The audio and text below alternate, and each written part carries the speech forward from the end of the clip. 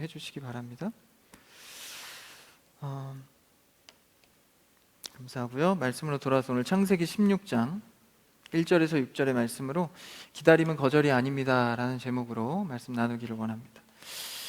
계속해서 시리즈 설교로 아브라함에 대해서 우리가 나가고 있죠. 아브라함은 믿음을 하나님께서 드러내시는데 사용한 인물입니다. 그래서 그 인물을 통하여서 우리의 믿음의 여정을 살펴볼 수 있는 거죠. 벌써 5번째 시간이에요.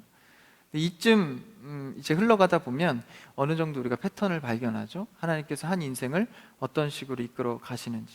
오늘도 그 하나님 이끄심을 발견하면서 오늘의 말씀의 제목처럼 기다림은 거절이 아닙니다 라는 제목으로 말씀을 나누기를 원합니다. 많이 더우시죠? 여러분 눈치채셨는지 모르겠지만 한 달 전부터 제 설교 시간이 굉장히 줄고 있습니다. 어느덧 한 1년 전부터 제 설교가 자꾸 길어지더라고요. 길어지다 40분을 넘어가고 어쩔 때는 막 50분도 하더라고요.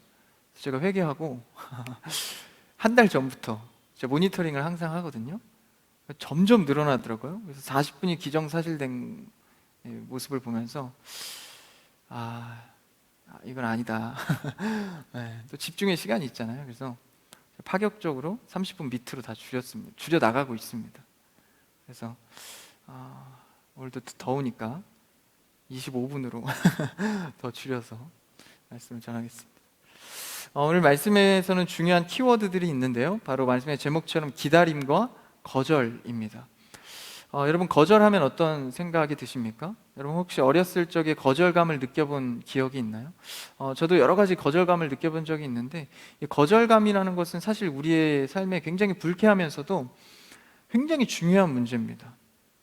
누군가에게 거절을 받고 어떤 공동체에 거절을 받았거나 사회로부터 거절받는다는 이 기분과 마음은 내 인생을 송두리째 방향을 틀을 수 있을 정도로 큰 힘을 발휘합니다. 그러면서 이 거절감에 대한 내용은 상당히 부정적인 힘이 강하죠. 그래서 마음과 생각과 삶, 그리고 내 정신을 무너지게도 할 수 있는 것이 바로 이 거절감의 문제입니다. 어렸을 때, 요새는 많이 저기 하는 것 같지만 늘 이 학창 시절에 따라다니는 문제가 바로 따돌림의 문제죠. 왕따의 문제. 그 많은 공동체로부터 혼자만 따돌림 받는 그 거절감, 그 거절감을 경험한 사람은 평생 그게 상처로 남아있죠. 그만큼 이 거절감은 심각한 문제입니다. 대학에서 떨어지거나 취업에 탈락해서 오랜 시간 힘들어하거나, 이게 다 뭡니까?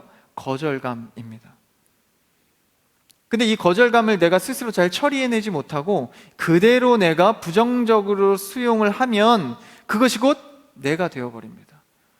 사이로부터, 친구로부터, 어떤 공동체로부터 거절감을 받으면 난 이런 사람이구나, 거절감을 받는 사람, 이런 모욕을 듣는 사람으로 자신을 규정해 가기 시작합니다.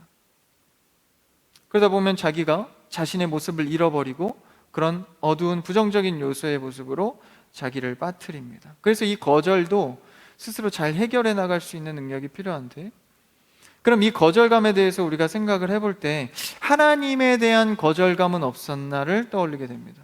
오늘 말씀에서도 사레와 아브라함이 하나님으로부터 거절감을 느끼게 됩니다. 근데 이것은 실제적 하나님께서 거절을 하신 것이 아니라 그들이 느끼기에 거절감이 들었다라는 거예요. 그러니까 우리도 신앙생활하면서 하나님께 거절감을 받을 때가 있습니다. 기도할 때 특히 그렇죠. 기도하다 보면 응답이 이루어지지 않고 오히려 어려운 상황이 더해질 때, 참 희한해요. 살다 보면 어려움이 있을 때 더 큰 어려움을 맞이하고 중첩될 때가 상당히 많습니다. 그럴 때 우리는 떠올리죠. 이거 하나님이 내 기도를 거절하시나? 하나님이 응답하시지 않네, 전혀 움직이지 않네, 거절감을 느끼게 됩니다. 그 거절감 속에서 은혜를 찾기는 힘들고 시간이 지나도 잘 보여지지 않습니다. 오늘 사레와 아브라함의 아내 사레는 이런 거절감을 깊이 있게 느끼게 됩니다. 당시 오늘 말씀을 읽어서 잠깐 정보가 나와 있지만 그들이 가나안 땅, 하나님께서 예비하신 그 가나안 땅에 들어간 지가 벌써 10년이 지났습니다. 근데 우리가 저번 주에 배웠듯이 하나님께서 땅과 뭐를 약속하시죠? 백성, 자녀들을 약속해 주십니다. 당시에는 축복이라 하는 것이 크게 두 가지인데, 땅의 축복과 민족의 축복입니다. 자녀의 축복과 땅의 축복이죠. 어쩌면 지금과 크게 다르지 않은 것 같아요. 땅을 누리고, 그렇죠? 내 살집, 그리고 자녀, 가정을 이루는 문제, 아주 중요한 문제죠. 그래서 하나님께서 가정을 넘어 민족을 이루고 하나님의 자녀들을 세울 거라는 큰 언약을 하시고 가나안 땅에 도착하게 하셔서 벌써 10년의 세월이 지났습니다. 여러분 다 10년 이상씩은 살아보셔서 아시죠? 10년이라는 세월이 그렇게 짧은 시간은 아닙니다. 10년 전을 되돌이켜 보면, 물론 이제 시간이 빨리 가지만 참 수많은 일들이 있었다라는 생각이 들죠. 그런데 한 가지 사건을 묵상할 때, 그 일에 대해 집중했을 때 그 일에 대해서 10년 동안에 아무 일도 일어나지 않았다? 이것은 사레와 아브라함이 상당한 거절감을 느낄 수 있을 법한 상황입니다. 그럴 수밖에 없는 것이죠. 그리고 더군다나 하나님께서 10년 전에 약속을 해주신 거예요. 자손을 주겠다. 물론 날짜를 정확하게 언급하지 않았지만 반드시 너에게 자손을 허락하겠다. 너를 통해서. 어떻게 해요? 바다의 모래와 같이, 그리고 하늘의 별과 같이. 그러니까 이 시청각 자료를 통해서 경험을 한 거예요. 와, 이렇게 많은 것을 나를 통해서 이루시겠구나.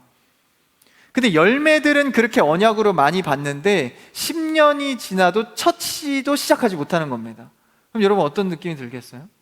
하나님께 기도를 합니다. 내 기도를 아뢰고 말씀을 받은 은혜도 있어. 야, 이렇게 되겠구나, 이렇게 하고 싶다, 이렇게 되겠다라는 용기와 응답은 얻었는데 실제 나의 삶에서는 한 발자국도 나아가지 못하는 모습을 봅니다. 여러분들이 하고 있는 전공, 직장생활 혹은 취업 준비를 하든지 나에게는 한 발짝도 옮겨지지 않았는데 하나님은 나를 쓰시겠다는 거예요. 세월만 가고 있습니다. 어떤 생각이 드시죠? 오늘 말씀에서 사레와 아브람은 거절감이 들었다는 것입니다. 그 말씀을 1절에서 이렇게 표현하고 있는데요, 한번 오늘 본문 1절을 읽어볼까요? 1절입니다. 시작. 아브람의 아내 사레는 출산하지 못하였고 그에게 한 여종이 있으니 애굽 사람이요 이름은 하갈이라. 벌써 1절에서부터 흐름이 어떻게 될 것인지 살짝 엿보이죠? 아브람 아내 사레가 출산을 하지 못하고 있었습니다. 10년이나 지난 상태인데도 말이죠. 근데 누구를 언급하죠? 1절에서 한 여종. 그 사람은 애굽 사람이었대요. 하갈이라는 자인데, 여러분 뭐 좀 들어보셨죠? 하갈, 아브라함의 아내의 종입니다. 당시에는 이제 이 종의 문화가 지금의 생각과는 좀 다릅니다. 뭐 우리가 생각할 때 뭐 부리고 뭐 이런 종을 생각하지만 당시에는 이게 당연한 문화였던 거예요. 집안의 가족이 같이 살듯이 말이죠. 그래서 그 종을 언급하는 것이 무엇입니까? 어떤 하나님의 방법이 아니라 다른 것을 취할 것으로 느껴집니다. 이 상당한 거절감 속에서 어떤 선택을 해가는지를 한번 살펴보죠. 2절입니다. 오늘 본문 2절 한번 읽어볼까요? 시작. 사레가 아브람에게 이르되 여호와께서 내 출산을 허락하지 아니하셨으니 원하건대 내 여종에게 들어가라. 내가 혹 그로 말미암아 자녀를 얻을까 하노라 하매 아브람이 사레의 말을 들으니라. 2절에서 갑자기 이 이야기가 빠르게 전개되죠. 우리가 이제 이런 이야기들을, 아브라함 이야기를 살펴보다 보면 일정한 패턴을 발견하게 됩니다. 하나님이 보여주시는 믿음의 여정의 샘플, 아브람. 여태까지 우리 4번의 설교를 통하여서 아브라함은 항상 어떻게 했죠? 하나님이 보여주시고 그리고 이끌어 가실 때 자꾸 다른 소리하고 딴 길로 가는, 아브라함 입장에서 약속을 저버리는 모습을 많이 보였습니다. 그럼에도 불구하고 하나님이 방법을 취하셔서 새롭게 또 데리고 설득하시죠. 그러니까 아브라함 입장에서는 기근이 왔을 때 약속을 저버리고 애굽으로 떠나고, 여기서 애굽에서 얻은 종이라는 거 보니까 그때 떠났을 때 얻어온 종인 것으로 보여집니다. 그래서 그렇게 거절감이 든, 그때 기근이 있어서 가나안 땅에서 약속을 저버리고 자기 마음대로 애굽으로 가버린 거예요. 우리 배웠죠? 그때 애굽으로 갔을 때 그때 애굽 사람 하갈 종이 나오지 않습니까? 이 상관성은 뭘까요? 자신의 뜻대로 선택해서 간 애굽 종, 애굽 사람 종, 이 연관성을 충분히 갖고 있죠. 자신의 뜻대로 또 하려는 것이 1절에서 벌써 또 보입니다. 그래서 아브라함의 패턴은 늘 그래. 하나님의 계획이 떨어지고 은혜 받았다가 상황 보고 불신하고 거절감이 들고 약속을 저버리죠. 그럼에도 불구하고 하나님은 계속 진행 중이십니다. 그러니까 어찌 보면 우리는 기다리지 않고 상황에 맞춰서 이래저래 움직이고, 그렇지만 그것도 하나님을 수용하셔서 믿음을 세워가는 패턴이죠. 그래서 사라도 그렇게 다르지 않았습니다. 이 더딘 하나님의 약속의 진행을 보면서 자손에 대한 거절감이 들었던 것이죠. 그래서 2절에 뭐라고 표현하고 있습니까? 2절에 보니까 아브라함에게 이르되 여호와께서 내게 출산을 허락하지 아니하셨다. 아무리 말씀을 찾아봐도 하나님께서 내가 처음에는 자손을 약속했는데 안 되겠다, 상황이 여의치가 않다, 그냥 허락하지 않겠다 라고 말씀하신 적이 없다라는 거예요. 그런데 사례는 당당하게 2절에 여호와께서 출산을 허락하지 않았다라고 말하고 있죠. 여러분, 10년이라는 세월은 아까도 말씀드렸지만 그렇게 적은 세월이 아닙니다. 그러다 보면 현상적으로 그냥 받아들이게 되는 거예요. 하나님이 거절인가 보다. 그렇죠? 하나님은 조금도 말씀하신 적이 없죠. 하나님의 뜻이 조금 더디거나 보이지 않거나 현상적으로 잡혀지지 않으면 그 거절감이라는 생각이 들어오고 의심이 들어오고 하나님의 말씀을 부정적으로 규정하기 시작합니다. 그 다음 결과는 뭐죠? 나오는 행동은 바로 자신의 방법을 찾아가기 시작합니다. 그래서 2절에서 어떻게 하죠? 허락하지 아니하셨다 결론을 짓고 원하건대, 여기서 원하건대는 누구의 원이죠? 사례의 원입니다. 하나님은 전혀 이렇게 원하지 않았는데 사례가 또 아브라함처럼 내가 원했다라는 거예요. 내가 원하는 대로 이제는 해야겠다라고 얘기하는 거죠. 그래서 2절을 계속 진행시켜 보면 내 여종에게 들어가라, 이 여종을 사용하게 됩니다. 그래서 내가 혹 그로 말미암아 자녀를 얻을까 하노라 하매, 그렇죠? 혹 그로 말미암아 자녀를 얻을까 하노라. 그러니까 다 뭐 확신이 없습니다. 그냥 내가 원할 뿐이고, 이렇게 하면 좋을 것 같아, 혹 이렇게 하면 하나님의 뜻이 아닐까? 여러 가지 자기의 생각 속에서 하나님의 말씀은 조금도 기다리지 않고 그 거절감 가운데 자신의 선택을 하게 됩니다. 그러니까 모두에 말씀드렸다시피 거절감이 자신을 부정적으로 규정하기 시작하는 거죠. 나는 하나님께 거절받은 자야, 하나님의 약속을 이룰 수 있는 사람이 아니구나, 실력이나 영성이 부족하거나 규정을 짓습니다. 그래서 자신의 방법을 찾아가죠. 기다리지 못했다라는 것입니다. 그러면 여기서 조금 헷갈리는 것은 하나님이 진짜 거절을 할 때도 있지 않습니까? 거절의 기도, 내 기도를 거절하실 때거나 수정하실 때가 있죠. 근데 여기서 우리가 알아야 할 것은 하나님의 거절은요, 우리가 느끼는 거절 말고 하나님의 거절은 반드시 기쁨과 확신을 동반합니다. 그러니까 하나님께서 거절하실 때는요, 반드시 기쁨이라는 주제를 던져주십니다. 찬양에도 그런 가사가 있죠. 거절하신 것 감사, 이렇게 하지 않습니까? 거절하신 것이 감사와 기쁨의 제목으로 바뀌어질 수 있도록 만들어주신다라는 거예요. 거절받았을 때 부정적이거나 슬픔이 오는 게 아닙니다. 하나님의 거절은 그 안에 선한 계획이 있기 때문에 내가 그것을 소망할 때 그 거절은 나에게 기쁨을 동반하게 되는 것이죠. 여러분 그런 적 있죠? 뭔가 부정적이거나 거절당하거나 내가 잘 안 되었는데 기쁨을 동반할 때가 있어요. 그게 하나님의 거절입니다. 그 확신이 아니고 내가 그냥 규정을 짓는 거죠. 하나님께서 주신 은혜도 없고 응답도 없고 현상도 아무것도 없는데 스스로 내가 원하건대. 그래서 자신이 결정지은 이 거절감 그리고 부정적 규정을 통하여서 자신이 원하는 대로 진행하게 됩니다. 그래서 아브라함에게 뭐라고 하죠? 2절 끝에 보니까 아브라함이 사레의 말을 들으니라. 여기서 좀 아쉬운 장면이에요. 그래도 아브라함이 직접적으로 더 많이 경험했잖아요. 그럼 여기서 당신 무슨 얘기 합니까? 10년 전 약속을 잊었습니까? 우리 하나님의 약속을 믿고 기다립시다. 하나님은 아직 응답하지 않았습니다. 너무 이랬으면 좋았을 텐데 아브라함이 어떻게 하죠? 사레의 말을 들으니라. 남자가 줏대없이 사레의 말을 듣습니다. 그래서 어떻게 되죠? 3절을 한번 읽어볼까요? 그 다음 절 3절 시작. 아브라함의 아내 사레가 그 여종 애굽 사람 하갈을 데려다가 그 남편 아브라함에게 첩으로 준 때는 아브라함이 가나안 땅에 거주한 지 10년 후였더라. 실제 3절에서 그 일을 이행하게 됩니다. 10년이라는 세월 앞에 장사 없죠. 그 기간에, 사실 10년 동안이라는 기간에 성경의 기록에는 그가 하나님께 묻고 기도하고 고민한 흔적이 보이지 않습니다. 그러니 10년의 세월이 기다림의 어려움을 겪게 된 거예요. 여러분, 아무리 기다림이 지루하고 힘들지라도 여러분 그 중간중간에 고민하고 하나님께 기도하는 시간들이 반드시 필요하다는 거예요. 하나님의 약속하신 것이 10년이란 세월 동안에 희미해질 법도 합니다. 근데 늘 희미해지지 않도록 우린 뭐 해야 합니까? 기도해야 하는 것이죠. 여러분, 주님께서 은혜 주셨다면 여러분 계속해서 그 은혜 붙들고 기도하시기를 축복합니다. 그랬을 때 하나님의 뜻을 알아갈 수 있는 거예요. 그렇게 3절에서 자신의 뜻대로 원하는 대로 그렇게 행합니다. 결과는 어땠을까요? 4절을 읽어볼까요? 4절입니다. 시작.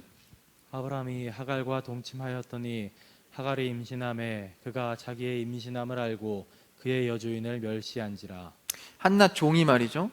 이제 동침하여서 임신을 하니까, 우리 조선시대 왕조 보면 이런 거 많이 나오잖아요.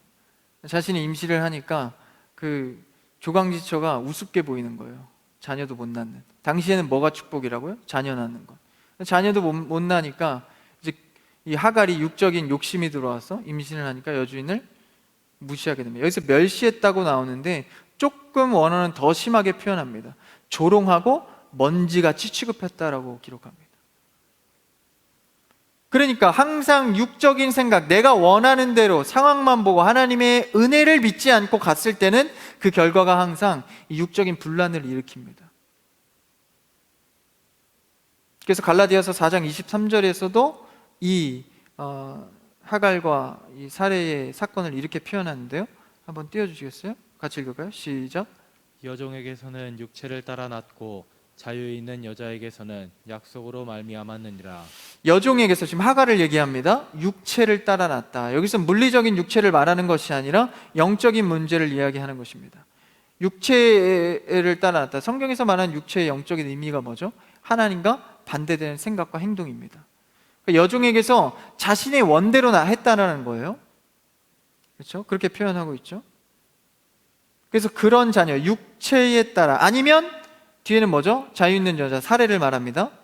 약속으로 말미암았다. 이삭은 약속으로 나왔다라는 거예요. 사례의 아들은. 그럼 우리의 신앙의 문제는 다 뭡니까? 육체를 따라갈 것인가? 말씀인 약속을 따라 살 것인가의 문제입니다. 사실 수많은 문제들과 결정들이 있지만 간단합니다. 육체를 따라 살 것인가? 약속을 따라 살 것인가? 그래서 뭐 여기서 우리가 초점하고자 하는 것은 하갈은 나쁜 사람, 사례는 복된 사람, 뭐 이걸 얘기하는 게, 사람의 초점을 맞춘 게 아니라 우리는 믿음의 여정의 스토리를 포커스해야 됩니다. 그랬을 때 육에 따라 삶을 살 것인가, 말씀에 따라 삶을 살 것인가. 그래서 사례의 행동에는 그 동기를 주목해 봐야겠죠. 2절을 한번 다시 읽어볼까요? 앞으로 가서 창세기 16장 오늘 본문 2절 같이 읽어볼까요? 2절 안 돼요? 네. 말씀을 보고 읽읍시다. 시작. 사례가 아브라함에게 이르되 여호와께서 내 출산을 허락하지 아니하셨으니 원하건대 내 여종에게 들어가라. 내가 혹 그로 말미암아 자녀를 얻을까 하노라 하매 아브라함이 사례의 말을 들으니라. 2절을 가만히 보면 육적으로 행하는 건 누구예요? 사례가 그렇게 행동을 해놓고 핑계는 누구한테 합니까? 하나님께서 허락하지 않아서 내가 이렇게 한다는 거예요. 그러니까 자신의 마음속에 부정적인 마음과 이런 거절감에 대한 규정을 해버리면 하나님을 탓하게 됩니다. 핑계거리를 찾게 됩니다. 그러면서 내 행동을 정당하게 생각하는 거죠. 하나님께서 허락하지 않았다. 사실 언제 그랬나요? 그런 적이 없는데 지금 사례가 자신이 다른 얘기를 하고 있죠. 핑계를 대고 있죠. 그래서 자신의 죄악과 육체의 행동들을 어쩔 수 없다고 핑계하는 것입니다. 여러분, 우리 신앙도 크게 다르지 않습니다. 어쩔 수 없었어. 내가 그때 예배 지키지 못한 거 어쩔 수 없었어. 내가 기도하지 못한 거 그때 얼마나 힘들었는데, 하나님 찾지 않은 거 어쩔 수 없었어 라는 핑계를 통하여서 나의 죄와 하나님과 멀어진 것을 정당화합니다. 그래서 결국 내 행동이 죄성이 있다는 걸 깨닫지 못하는 것이죠. 여러분, 신앙은 연습이 아닙니다. 어쩔 수 없다고 핑계했다고 되돌릴 수 있는 것이 아니죠. 우리는 오늘 신앙을 연습이 아니라 실전으로 살아내야 합니다. 하나님 앞에 핑계하지 않는 신앙생활 되기를 축복합니다. 그러면서 사실 하나님을 한다고 하면서, 하나님을 위해서 한다고 하면서 이제 사실 핑계를 대고 있는데, 여기서 사실 사례의 마음에는 어떤 마음도 이중적으로 좀 들어있을까요? 그러니까 하나님 앞에 핑계한 것도 있지만 이중적으로 한 가지 마음이 더 있습니다. 야, 내가 하나님께서 거절하고 말씀이 없으니까 내가 뭐라도 해야겠다 라는 이중적인 마음이 있는 겁니다. 하나님의 뜻이 아닐지언정 내가 뭐라도 열심히라도 좀 해야겠다 라는 마음이 있는 거죠. 굉장히 위험합니다. 여러분, 교회 안에서도요, 그냥 막연한 열정은 굉장히 위험합니다. 감정적인 열정은 위험할 수 있다는 거죠. 그러니까 중의적으로, 이중적으로 사례가 그러한 마음도 담고 있다는 거예요. 나라도 나서서 하나님의 말씀의 언약이 잘 이루어지는 게 보이지 않으니까 잘못된 열정을 쏟아냅니다. 감정만 앞섰습니다. 열정은 좋죠. 열정은 칭찬받을 만합니다. 그러나 그보다, 열정보다 앞서야 할 것이 하나님의 말씀입니다. 그래서 여러분, 뭔가 내가 감흥적으로 은혜가 들어올 때는 다시 말씀을 봐야 합니다. 늘 여러분, 말씀으로 은혜 받는 여러분들에게 축복합니다. 말씀이 먼저 돼야 한다는 거예요. 그러기 위해서는 여러분이 번뜩이는 아이디어가 떠오르고 이거보다도 먼저 기다리는 것이 중요합니다. 말씀에서 뭐라고 하는가. 그래서 오늘 말씀의 제목처럼 말이죠, 바로 기다림의 주제가 중요하다라는 거예요. 그래서 이 기다리는 것을 하지 못했기 때문에 거절이라고 생각하는 것이죠. 하나님의 때가 아직 차지 않았는데 기다림이 필요한데 사례 입장에선 거절로 받아들인 겁니다. 우리도 그럴 때가 있죠. 그래서 신앙은 곧 기다리는 훈련입니다. 종교개혁자 대학자인 칼빈은 기다리는 것이 곧 신앙이다라고 얘기할 정도로 기다림과 인내의 주제에 있어서 굉장히 강력한 말씀을 선포합니다. 우리가 잘 아는 고린도전서 13장의 사랑장이죠. 사랑은 어떻게 표현되고 있죠? 첫 사랑의 주제가 뭡니까? 사랑은 오래 참고입니다. 온유하며 시기하지 않으며 자랑하지 않으며 쭉 가서 마지막에는 모든 것을 견디고 참는다라고 끝나고 있죠. 그러니까 사랑은 처음도 오래 참고 끝도 견디고 오래 참음입니다. 뭘 말할까요? 하나님께서는 우리의 신앙생활에 빠져야 하지 않을 것이 바로 사랑의 주제를 말하고 있죠. 그 사랑은 그 처음도 끝도 기다림이다라는 것입니다. 여러분, 하나님께서 인간에 대해서 얼마나 많이 기다리십니까?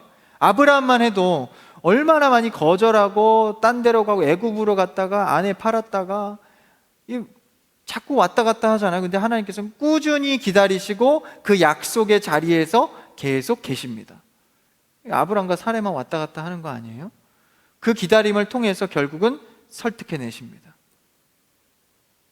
그래서 참지 못한 결과로 사레도 하갈도 서로 비방하고 아브라함도 분열되게 됩니다. 그 장면이 5절과 6절에 나오는데요, 이 참지 못한 자들의 결과입니다. 한번 오늘 본문 5절 6절을 한번 읽어볼까요? 같이요, 시작.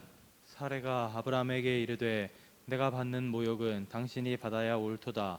내가 나의 여종을 당신의 품에 두었거늘 그가 자기의 임신함을 알고 나를 멸시하니 당신과 나 사이에 여호와께서 판단하시기를 원하노라.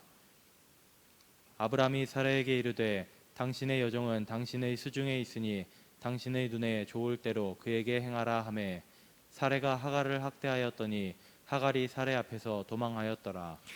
사레가 내가 받는 모욕은 당신이 받아야 되는 거 아닙니까? 당신이 벌려진 일 아닙니까? 그리고 이제 6절에 가니까 막 사레가 이번에 하갈을 막 학대해요.